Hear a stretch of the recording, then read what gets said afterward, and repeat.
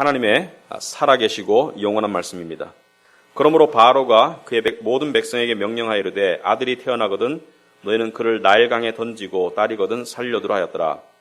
레위 가족 중 한 사람이 가서 레위 여자에게 장가들어 그 여자가 임신하여 아들을 낳으니 그가 잘생긴 것을 보고 3달 동안 그를 숨겼으나 더 숨길 수 없게 되매 그를 위하여 갈대 상자를 가져다가 역청과 나무 진을 칠하고 아기를 거기 담아 나일강과 갈대 사이에 두고 그의 누이가 어떻게 되는지를 알려고 멀리 섰더니 바로의 딸이 목욕하러 나일강으로 내려오고 시녀들은 나일강가를 거닐 때 그가 갈대 사이의 상자를 보고 시녀를 보내어 가져다가 열고 그 아기를 보니 아기가 우는지라. 그가 그를 불쌍히 여겨 이르되 이는 히브리 사람의 아기로다. 그의 누이가 바로의 딸에게 이르되 내가 가서 당신을 위하여 히브리 여인 중에서 유모를 불러다가 이 아기에게 젖을 먹이게 하리이까?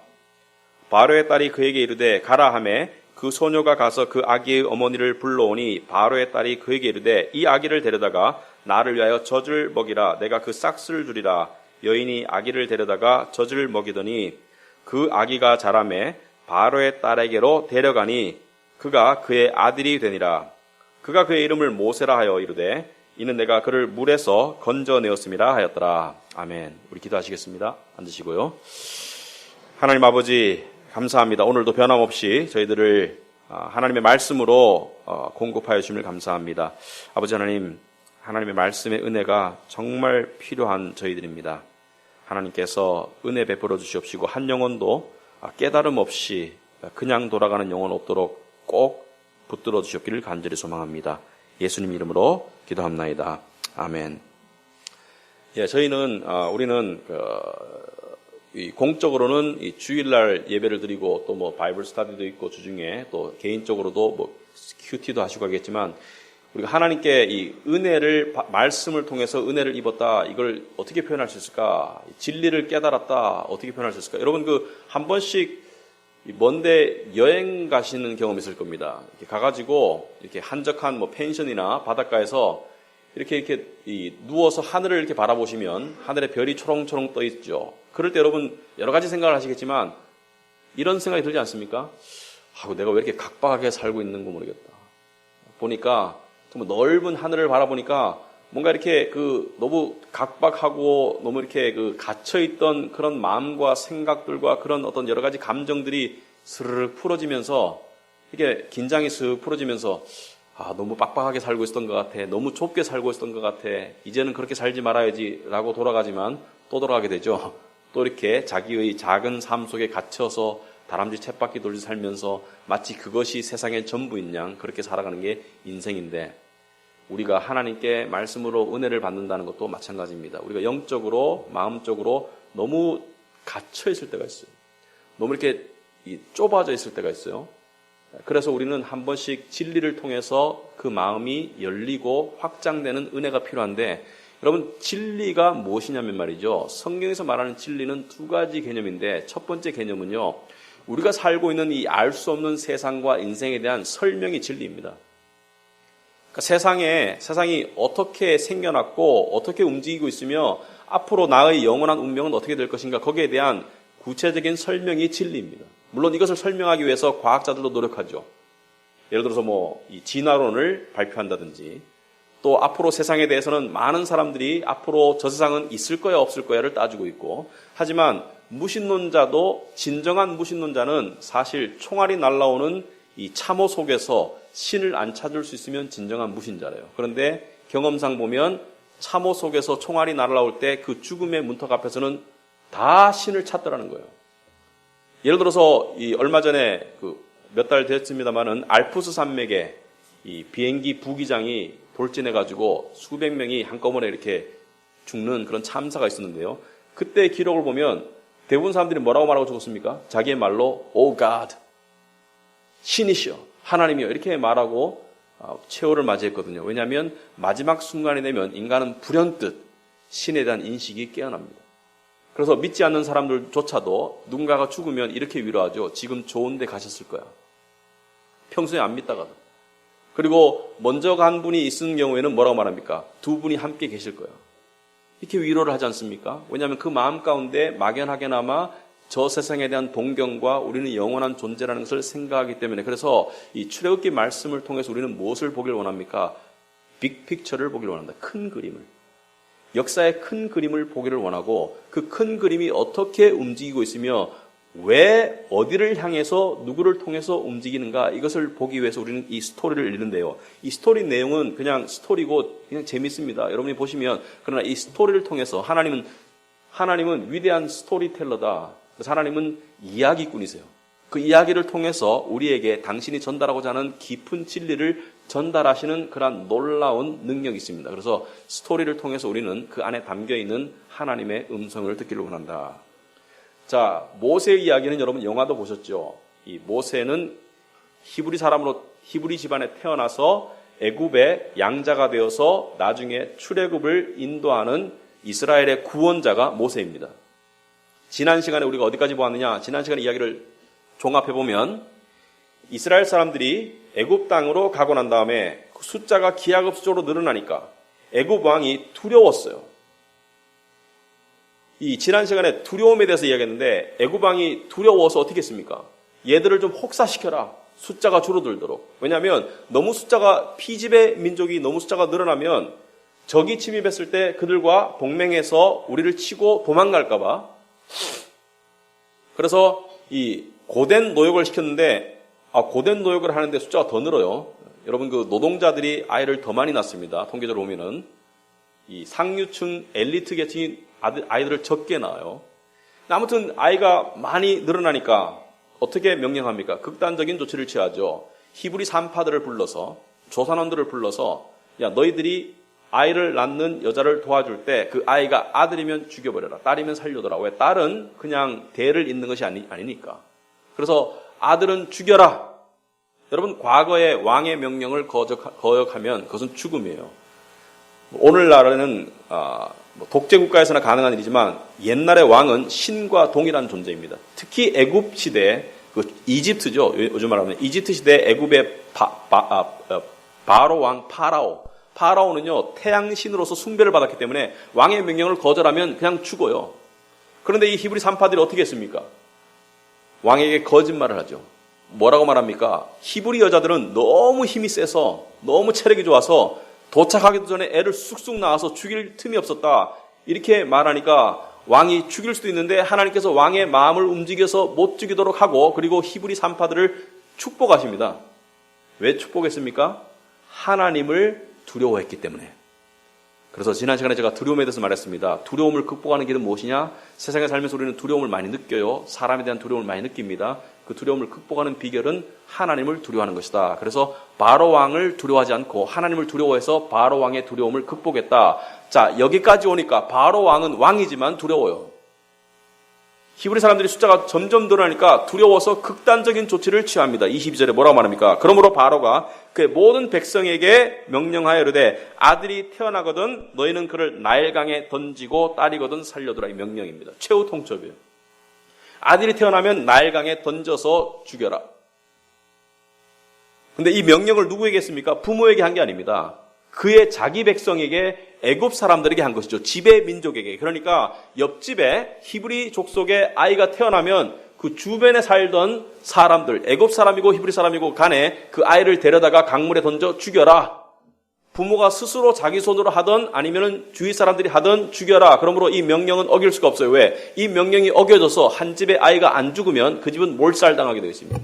왕의 명령이니까. 그리고 주변 사람들도 다치게 되어 있어요. 알고도 안 죽이면 그거는 목숨을 거는 반역이기 때문에 굉장히 정말 풍전등화 같은 그런 상황이 되었어요. 그런데 여기에 한 가족이 등장합니다. 역사의 이 절박한 위급한 상황 가운데 레위 가족 중 한 사람이 이렇게 이야기가 시작됩니다. 2장에 보면 자, 레위 가족은 레위는 히브리 유대의 12지파, 야곱의 12아들 중에 한 아들이 레위였어요. 그러니까 그 레위 자손이 레위 지파가 되는 것이죠. 유다의 자손이 유다 지파가 되는 것이고, 근데 레위 지파는 뭘로 유명합니까? 레위 지파는 구약의 제사장 지파였죠. 그러니까 오늘날로 목사의 역할을 했던 것이 레위 지파인데, 레위 가족 중 한 사람이 레위 여자에게 장가를 들었다. 그러니까 레위 지파끼리 결혼했다. 과거에는 이 시족 간의 결혼이 많았습니다. 심지어 사촌 간에는 결혼할 수 있었어요. 그래서 레위 가족 중 한 사람이라고 말했는데 이 사람이 나중에 이름이 아므람이라고 밝혀져요. 이 아므람이라는 남자가 요게벳이라는 여자에게 결혼을 해서 임신하여 아들을 낳았는데 이게 첫째 아들은 아닙니다. 먼저 아들이 있고 딸이 있어요. 그런데 그 아들은 살았어요. 왜? 왕의 명령이 있기 전에 낳았기 때문에. 그 아들의 이름이 유명한 아론이고 그 딸은 미리암이죠.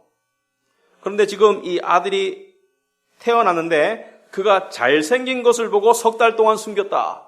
자, 석 달 동안 숨겼다는 것은 뭐예요? 할 수 있는 데까지 숨겼다는 거예요. 그러니까 애를 입을 막든지 어떻게든지 간에 숨겼어요. 근데 석 달이 지나니까 한계에 오게 되죠. 애도 기어다니고 활동하게 되고 목소리도 커지고, 그러니까 한계에 부딪힐 때까지 하여튼 전 가족이 목숨을 걸고 지켰는데 왜 이 아들을 지켰는가? 이거 보니까 잘생겼으니까 지켰다. 그러니까 못생기면 죽였을까? 예나 지금이나 잘생긴 사람의 세상입니까? 그건 아니고요. 여기서 잘생겼다는 게 원어로 보면 좋았더라입니다. 좋았더라, 보기. 무슨 말이냐? 하나님이 천지를 창조하시고 날마다 뭐라 그랬어요? 좋았더라. 보시기에 좋았더라. 여러분, 부모의 눈에 보기 안 좋은 자녀가 힘들어요. 거의 없어요. 그래서 이 신혼부부들 보면요, 첫째를 낳아놓고 너무 좋아요.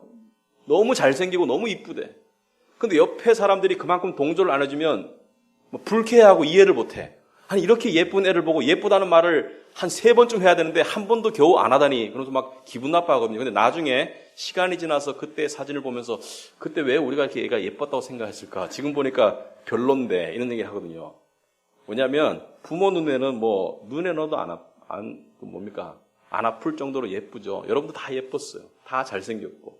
그러니까 저도 그랬으리라고 믿고. 근데 그러니까 보기에 좋았더라. 보기에 좋아서 살려뒀다 이렇게 했는데, 사실은요, 보기에 자기 자신이니까 좋았고, 그리고 하나님께서 그러한 용기를 주셨어요. 왜 그러냐면요, 이게 믿음입니다. 왜냐하면 왕의 명령은 두렵지만 그 아이를 죽이는 것은 하나님의 명령을 어기는 것이죠. 하나님이 살인하지 말라고 했으니까.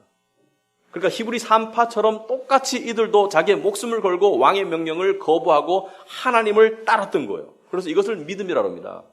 나중에 자세하게 설명하지만 믿음은요, 믿음의 한 가지 구체적인 모습은 사람과 세상을 두려워하지 않고 하나님을 두려워하는 것이 믿음입니다. 하나님을 두려워한다는 것은 하나님을 무서워한다는 것이 아니라 하나님을 심각하게 받아들이고 하나님을 의지하기 때문에 세상을 무서워하지 않는 것을 믿음이라고 해요. 그러니까 믿음의 사람들은 점점 세상에 대한 두려움이 사라지게 되어 있어요. 우리는 세상에 많은 두려움을 가지고 살아가요. 거절에 대한 두려움, 직장 상사가 나의 운명을 어떻게 좌우할까에 대한 두려움, 여러 가지 두려움을 가지고 살아가요. 실패에 대한 두려움, 인정받지 못할까에 대한 두려움, 그리고 나의 미래가 잘못될까 봐에 대한 두려움, 나의 미래에 내가 원하는 일이 이루어지지 않을까 봐에 대한 두려움, 여러 가지 종류의 두려움을 가지고 사는데 이 두려움이 믿음의 사람들은 점점 줄어야 정상이에요.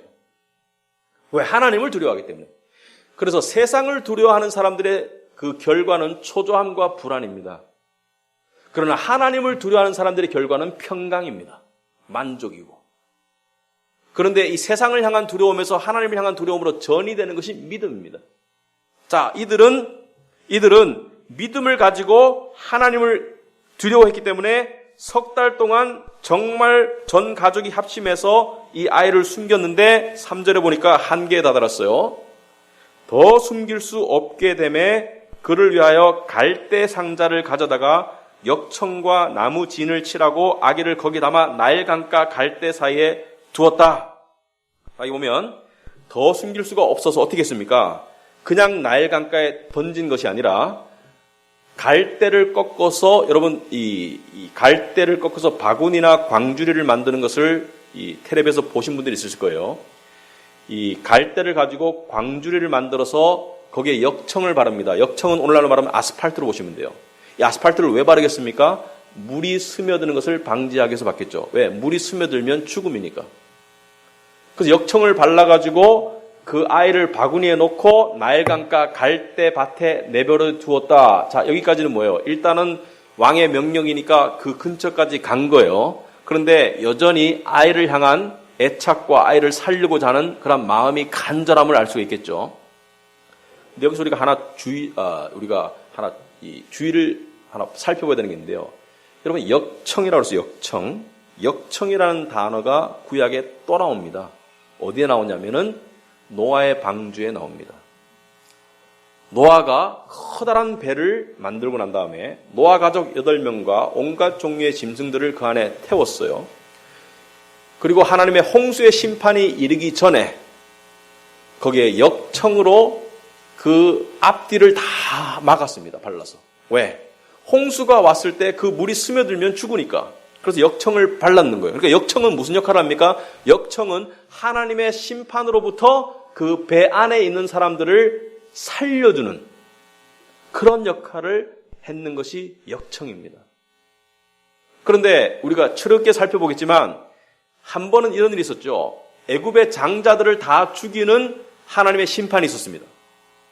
그래서 죽음의 사자가 애굽을 쭉 돌아다니면서 장자들을 다 죽일 때 히브리 사람들의 장자들은 다 살았습니다. 왜 그렇습니까? 왜냐하면 하나님께서 명령하셨어요. 양을 잡아서 그 피를 문지방에 문설주에 발라라. 이렇게 십자가 형태로 문에 바르면 그 피가 발린 곳에는 내가 들어가지 않겠다. 그래서 여기 문설주에 바른 피, 양의 피와 그리고 역청은 동일한 역할을 했어요. 무엇이냐? 하나님의 심판으로부터 죽음의 위협으로부터 그 안에 있는 자들의 생명을 지켰다. 그런데 히브리 원어로 역청과 속죄는 같은 말이에요. 역청이란 단어와 속죄, atonement, 죄를 속하는 피, 속죄의 피, 그 속죄는 같은 단어입니다. 그러니까 이 안에 무엇이 들어있는 거예요? 이 역청은 구원을 상징하는 속죄를 상징한다. 그래서 그 속죄의 피를 통해서 예수 그리스도를 믿는 사람은 앞으로 이 전 인류에게 무엇이 다가옵니까? 하나님의 마지막 심판이 다가옵니다. 하나님의 죄를 향한 하나님의 마지막 심판이 임해요. 그럴 때 하나님을 믿는 사람들은 누구의 능력으로 살아납니까? 착하게 살아서 살아나나요? 교회 열심히 다녀서? 아니에요. 누구의 힘으로? 오직 예수의 피로 살아납니다. 예수의 피의 능력으로 살아나요. 아멘? 예수의 피가 우리를 지켜줄 겁니다. 왜? 예수의 피를 속죄의 피라고 합니다. 나의 죄에 대한 모든 대가를 예수님이 지불하셨다. 그러므로 예수의 피가 나의 죄를 씻을 뿐만이 아니라 나를 지켜주는 속죄의 피가 된다. 자, 그래서 이 강가에다가 이 갈대 바구니를 놓고 난 다음에 그의 누이가 4절을 보니까 어떻게 되는지를 알려고 멀리 섰더라.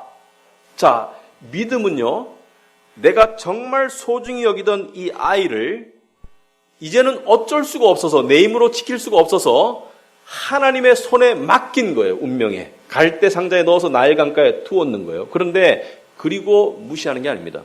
지켜보고 있는 거예요. 어떻게 되는지 하고 멀리 지켜보니까 그때 극적인 일이 일어납니다. 어떤 극적인 일이 일어나느냐? 바로의 딸이 목욕하러 나일 강가에 내려와요. 시녀들을 데리고. 여러분, 그 고대 사회에서는 지금도 인도 같은 데 가면은 마을에 이 강물이나 냇물이 있으면 거기서 동네 사람들이 목욕을 해야 됩니다. 그런데 구역이 정해져 있어요. 남자들만 올 수 있는 구역, 여자들만 올 수 있는 구역, 아니면 같은 구역이면 시간이 정해져 있습니다. 남자들은 이 시간에 와라, 여자들은 이 시간에 와라. 그러니까 이 나일강에 바로의 딸이 시녀들을 데리고 왔는데 이 당시에 그러니까 바로는 애굽의 왕을 통칭하는 일반적인 칭호이고 역사적으로 봤을 때 이 당시에 바로 왕은 아마도 람세스 2세였을 것이다. 근데 람세스 2세에게는 자식이 한 100여 명이 있었어요. 그중에 공주가 60여 명이 있었습니다. 그러니까 실제로 바로의 딸 공주이지만 높은 신분이지만 여러 명 중에 하나이죠. 그 여러 명 중에 하나가 이 사람이 결혼했는지 아닌지 모르겠지만 시녀들을 데리고 목욕하러 왔는데 이 광주리를 처음 본 사람이 바로 바로의 딸입니다. 시녀들이 봤으면 보고 던졌을 수 있어요. 왜? 왕의 명령이니까. 그죠? 히브리 아이들은 나일강에 던지라고 했으니까 시녀들이 봤으면 바로 던졌을 수 있어요. 근데 바로의 딸이 그것을 보고 난 다음에 시녀들을 보고 광주리를 가지고 와라.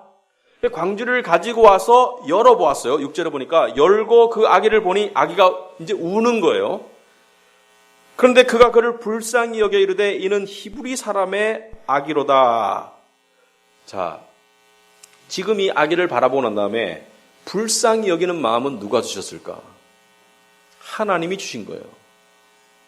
이 아기의 생명을 결정할 수 있는 그 바로의 딸의 마음을 누가 움직입니까? 하나님이 움직이는 거예요. 그러니까 결국 하나님의 손에 달려있는 것이죠.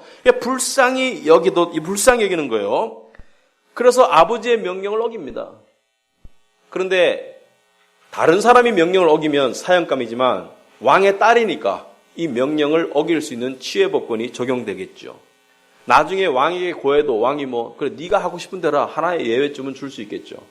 자, 바로 이때 누가 등장합니까? 지금 지켜보고 있던 누이가 등장을 해요. 7절에 보면 그의 누이가 바로의 딸에게 이르되 내가 가서 당신을 위하여 히브리 여인 중에서 유모를 불러다가 이 아기에게 젖을 먹이게 하리까?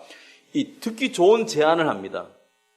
자, 이 아기를 당신을 위해서, 이 공주는 젖을 먹일 수 없을 거니까. 그런데 히브리 아이이기 때문에 애굽 사람들은 젖을 먹이기를 거부할 거예요. 왜? 하층민이니까. 자기의 노예 상태니까. 근데 히브리 여인을 불러다가 유모를 삼아서 젖을 먹이게 하리까? 이게 말이 되는 게요. 지금 많은 히브리 여인들은 젖이 도는데 먹일 아이가 없어요. 왜? 남자 아기를 낳았으면 나일강에 던져버렸기 때문에 지금 젖이 도는 많은 히브리 여인이 있기 때문에 충분히 얼마든지 누군가를 구할 수 있는 것이죠. 근데 여기서 우리가 하나 살펴볼 게 있습니다. 절호의 찬스를 잡았는 거죠. 아기를 살릴 수 있는. 그런데 이 찬스가 스스로 만들어낸 게 아니에요. 하나님이 만들어주신 찬스를 내가 그 타이밍을 포착하는 이게 믿음입니다. 여러분이 노력하고 여러분이 선택해야 돼요. 그런데 어떤 사람은 그래요. 하나님의 절대 주권과 하나님의 섭리, 주권이라는 것은 무슨 뜻입니까? 하나님께서 모든 것을 향한 당신의 고유한 계획을 가지고 계신다.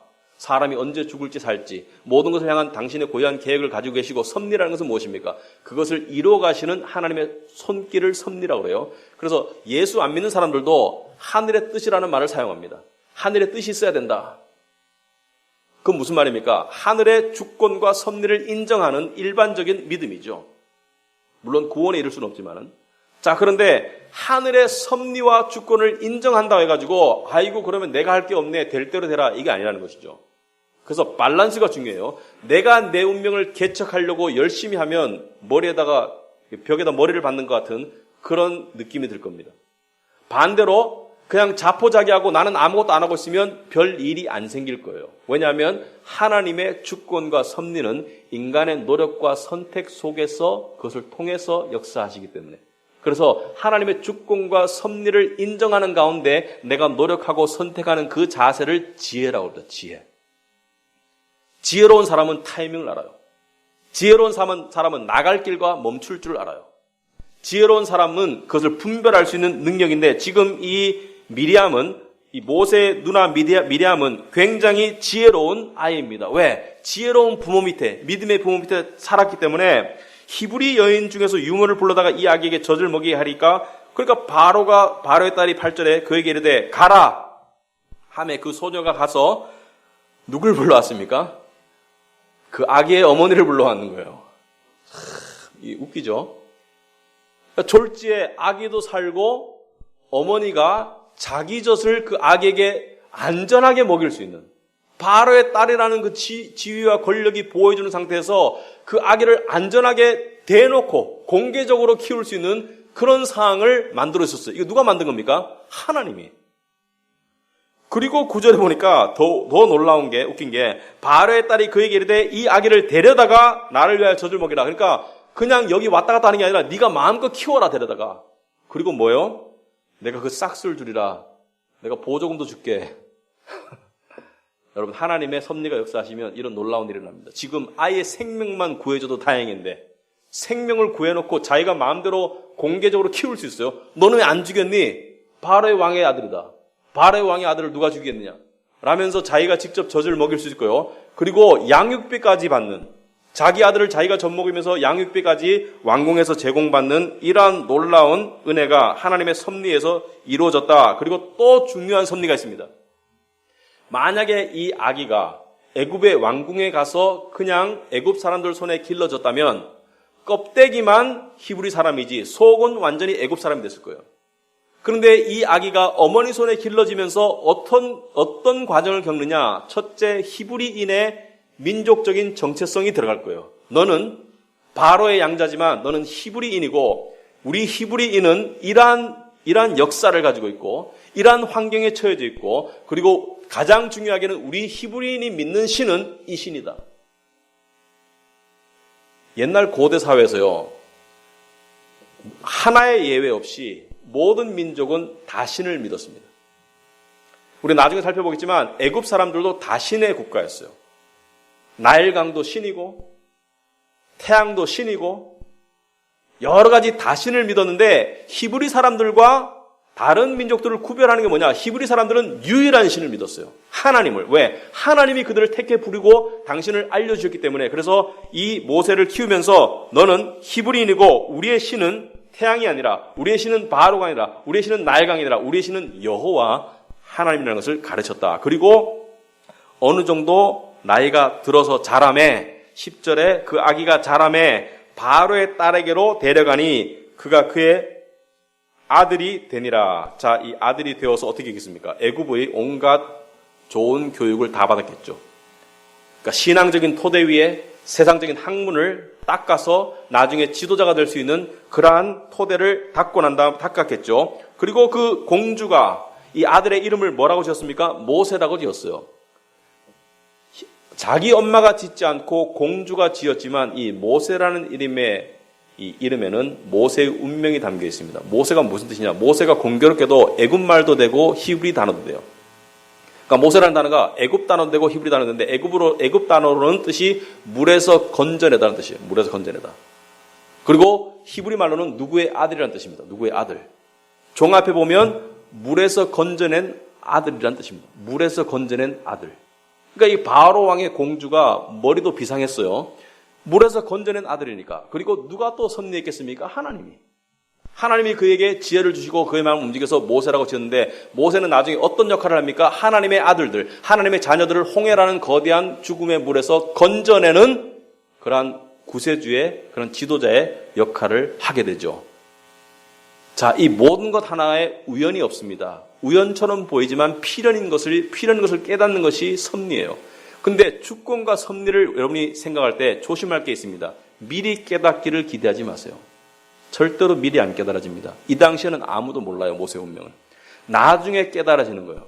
그런데 믿음은 무엇이냐? 그것을 미리 믿는 거예요. 하나님의 섭리와 주권이 있을 것이다. 그것을 깨달을 날이 오겠지. 그것이 역사하겠지. 내가 여기 왜 앉아있니? 내가 주일날 왜 앉아있니? 이걸 내가 깨달을 날이 올 것이다. 이게 믿음입니다. 여러분, 이게 우연히 온 게 아니에요. 지금 우연히 우리는 여기 예배드리고 있는 게 아니에요. 하나님의 섭리와 주권이 역사하기 때문에 여기 앉아 있는 거예요. 제가 옛날에 하나님을 믿는 크리스찬이 되는데 참 여러 가지 우연적인 섭리들이 있더라고요. 근데 우연이 아니에요. 공교롭게도 군대에 있는데 안 믿을 때 어떤 미군이 저한테, 제가 미군부대에 있었는데 저한테 영어 성경책을 선물해 줬어요. 교회도 안 다니는데. 그리고 그 사람하고는 그 뒤에 만난 적이 없습니다. 왜 그 사람이 나한테 영어 성경책을 줬는지 모르겠어요. 그런 작은 우연 같은 일들이 모여서 제가 교회를 나가게 되더라고요. 자, 그런데 지금 있었던 이 이야기를 이제 각도를 달리해서 우리가 살펴봅시다. 하나님의 큰 그림의 어떤 퍼즐의 일부분이냐, 이게. 큰 그림의 어떤 일부분이 이 이야기냐. 자, 여러분,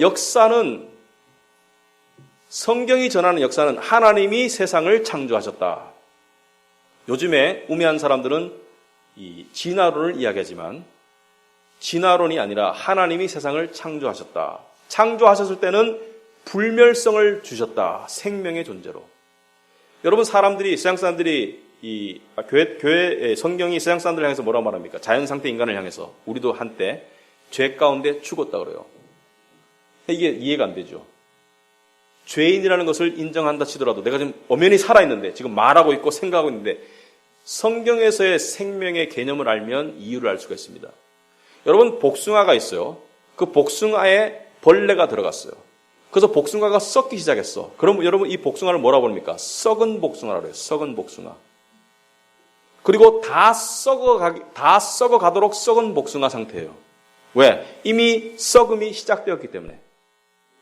마찬가지로 인간은 태어나면서부터 죽음으로 향해 나아가고 있기 때문에 죽음의 인자가 들어와 있기 때문에 우리를 죽었다 그러는 것이에요. 왜냐하면 성경에서의 생명의 의미는 불멸성을 보유해야지 생명이라고 말합니다. 죽음의 가망성이 깃들여진 것은 생명이라고 부르질 않아요. 그래서 성경에서 말하는 진정한 생명은 불멸성의 상태를 죽음이라고 해요. 그러니까 하나도 썩지 않은 상태. 그러니까 부패가 시작될 수 없는 상태를 생명이라고 해요. 그러니까 우리는 그 생명을 가져본 적이 없죠. 왜? 태어날 때부터 사망 상태로 태어났으니까. 그래서 인간이 창조되고 불멸성의 존재로 만들어졌었는데 아담과 하와가 그들이 죄를 통해서 하나님을 불순종하는 죄를 통해서 선악과를 따먹음으로써 죄가 들어오고 그리고 죽음이 시작되었다. 그래서 생명성을 상실한 것을 인간의 타락이라고 해요. 죄의 타락에 의한 결과다. 그런데 사랑의 하나님께서 그들 중에 일부를 구원해서 불멸성을 회복시키겠다. 생명의 불멸성뿐만이 아니라 이 세상의 불멸성도 회복시키겠다. 이것을 구원이라고 부른다. 구원. 그것을 어려운 말로 구속이라고 해요. 구속. redemption. redemption이 영어로 뭡니까? 원래 내 거였는데 어떤 이유로 빼앗겼다가 다시 값을 치르고 사온다. 전당포 생각하시면 돼요. 전당포. 내 물건이었는데 맡겼다가 대가를 치르고 다시 사온다. 그래서 하나님의 소유였는데 죄로 인해서 사탄의 소유가 되었던 것을 예수님이라는 핏값을 치르시고 되사하신다. 이게 구속이에요. 그러므로 역사는 창조와 인간의 죄에 의한 타락과 그 다음에 하나님의 구속이 언제까지 진행됩니까? 마지막 심판 때까지. 그리고 마지막 심판이 있고 난 다음에 재창조를 하시죠. 새하늘과 새 땅. 이 땅은 낡아질 것이다. 성경에 예언이 나와 있어요. 의복처럼 갈아입을 것이다. 옷처럼. 그래서 땅이 낡아지면 새하늘과 새 땅, 영원히 썩지 않는 새하늘과 새 땅을 창조하시고 그것을 천국이라고 부르고 그 안에 사람들을 자기의 구원받은 백성들을 둘 것이다. 이게 역사예요. 그러니까 역사를 히스토리라고 부르는 이유가 무엇입니까? His story. 누구의 이야기? 그리스도 예수의 이야기다. 이 설명을 하는 것을 진리라고 합니다. 왜? 우리가 모르던 스스로 알 수 없는 것을 깨우치니까. 그렇다면 오늘 이야기는 이 커다란 구속 역사에 어디에 속하는가? 여러분 지난 시간에 창세기의 연장선이 출애굽기라고 했습니다. 창세기에 하나님께서 어떤 예언을 하셨느냐? 아브라함을 통해서 이런 예언을 하셨어요. 너희 자손들이, 지금 말하는 히브리인들이 이방 땅에서 객이 되어, 이방 땅은 애굽 땅을 말하죠. 객이 되어 손님이 되어 가서 그 다음에 손님의 신분을 상실하고 좀 시간이 지나면 천대받게 되어 있죠. 처음에는 손님으로 왔다가. 그래서 거기서 400년 동안 그들을 섬기다가 그들에게서 나올 것이다. 그게 출애굽이에요. 애굽을 나올 것이다. 400년 뒤에 나올 것이다. 지금 400년이 흘렀어요. 지금 400년이 흘러서 하나님께서 당신의 약속대로 구원자를 보내시는 것이 모세입니다. 그런데 이 모세를 죽여버리려고 하는 것이 누구예요? 사탄이에요. 역사는 두 세력의 싸움입니다. 하나님의 역사와 그것을 망가뜨리려는 사탄의 역사의 싸움이 이 역사의 흐름입니다. 선과 악의 싸움. 하나님 나라와 악의 나라의 싸움. 이것으로 역사를 바라보지 않으면 역사를 옳게 이해할 수가 없습니다. 역사는 영적인 세력들에 의해서 움직여가고 있어요. 사탄은, 이 악의 세력은 우리가 하나님을 깨닫지 않는 한 우리에게 성공도 줄 수 있고 부도 줄 수 있고 평안함도 줄 수 있고 심지어 장수도 줄 수 있어요. 왜? 조용히 살다가 죽어라. 죽은 상태에서 죽어라. 이 악의 세력으로부터 우리를 건져내시려는 것이 하나님이십니다. 그런데 결국에는 하나님이 승리하시죠. 왜? 하나님이 하나님이시니까. 결국에는 교회가 승리하는 거예요. 그래서 교회는 핍박을 받는 것이 정상적입니다. 자, 그런데 이 모세라는 구원자를 하나님께서 보내셨는데 이 구원자를 통해서 하나님의 역사가 이루어지지 않고 하나님의 백성을 멸망시키기 위해서 사탄이 누구를 움직입니까? 바로왕을 움직여서 아들을 다 죽여버려라 이렇게 명령을 하는 것이죠. 여러분 이 상황과 비슷한 상황이 신약에 똑같이 나옵니다. 왜? 모세는 누구의 표시입니까? 예수님. 신약에 보시면 예수님이 태어났을 때 누구를 통해서? 헤롯 왕, 악의 왕 헤롯 왕을 통해서 베들레헴의 2살 아래 남자는 다 죽여버려라. 왜? 메시아의 씨앗을 깡그리 없애기 위해서. 그때 하나님께서 예수님의 부모님인 요셉과 마리아에게 어디로 피신하라고? 애굽으로 피신해라. 성경을 읽어보면요, 너무나 피할 수 없는 그러한 이 일관성이 들어있어요. 그래서 세상은 하나님의 주권과 섭리에 의해서 움직여가는 것이 맞습니다. 그렇다면 이 세상을 바라보는 우리는 어떻게 살아야 되는가? 어떻게 살아야 됩니까? 여러분, 사람은요, 노력하면서 올바른 선택을 하면서 살아야 돼요. 그러나 그 노력과 선택이 하나님의 주권과 섭리 밑에 있을 때 그 사람의 인생은 복된 거예요. 내 운명을 내가 개척하리라. 내가 나의 신이다. 열심히 해보세요. 끝에는 멸망입니다. 아무리 성공해도. 자, 적용을 보겠습니다. 첫째, 두려워할 대상을 올바르게 정해라. 여러분 세상에서 두려울 때 있죠. 특히 결정이나 결단의 순간에 fear factor, 두려움의 요소들이 있습니다. 이 결정을 했을 때 나에게 다가올 불이익이 무엇인가? 이게 나에게 과연 올바른 결정인가? 그럴 때 무엇을 놓고 결정해야 됩니까?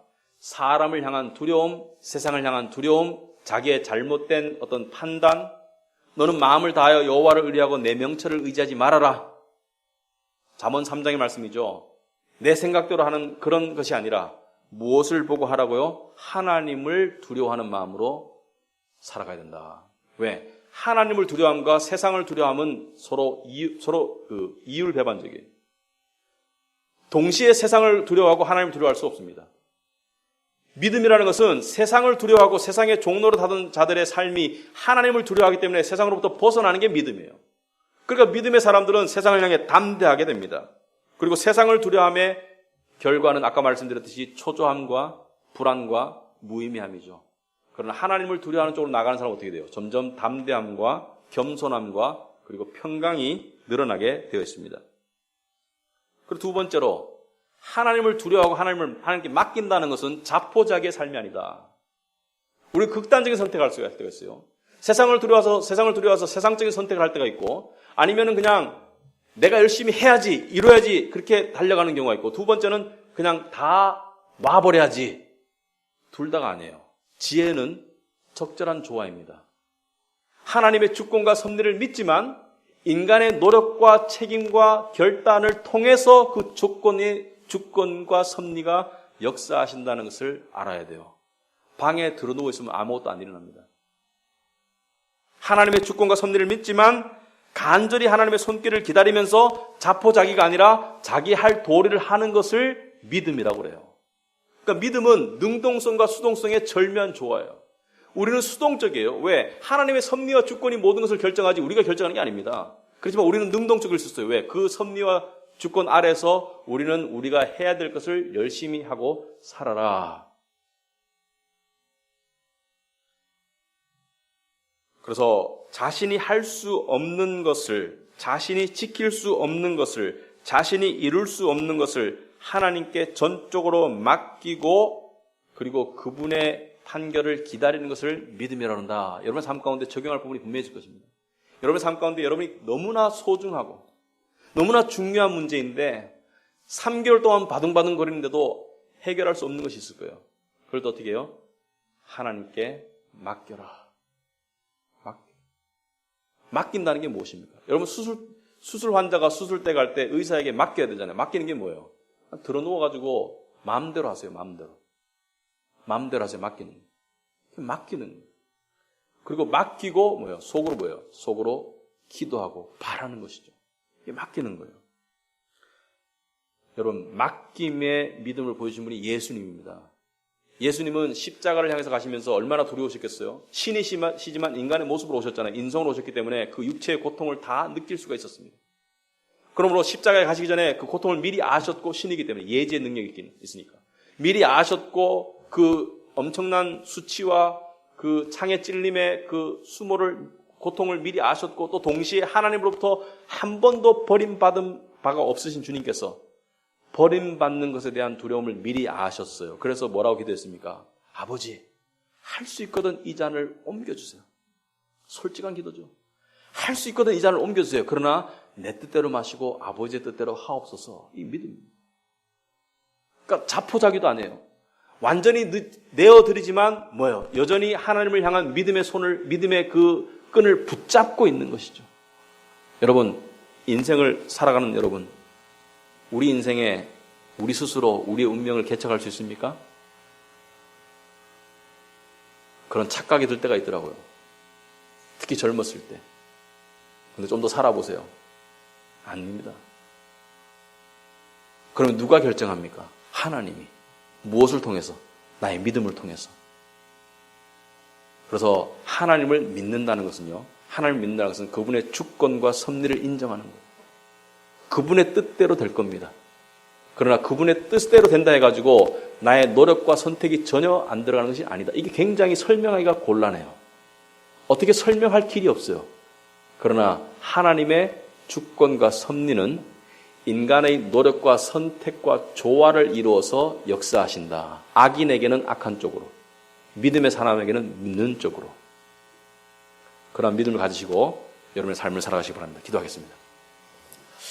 하나님 아버지 감사합니다. 우리를 사랑하시고 참 불러주신 하나님 아버지, 하나님의 주권과 섭리가 우리 가운데 역사하시는 놀라운 이 역사의 이 흐름 속에서 역사의 흐름을 거슬러 살거나 역사의 흐름을 방관하는 것이 아니라 역사의 흐름에 우리도 매달려서 하나님의 역사를 체험하고 믿고 바라보는 정말 보람된 삶을 살 수 있도록 하옵시고, 저희들의 삶 가운데 우리가 씨름하는 그런 것들이 있다면 하나님의 주권과 섭리에 맡길 수 있는 믿음을 허락하여 주시옵소서.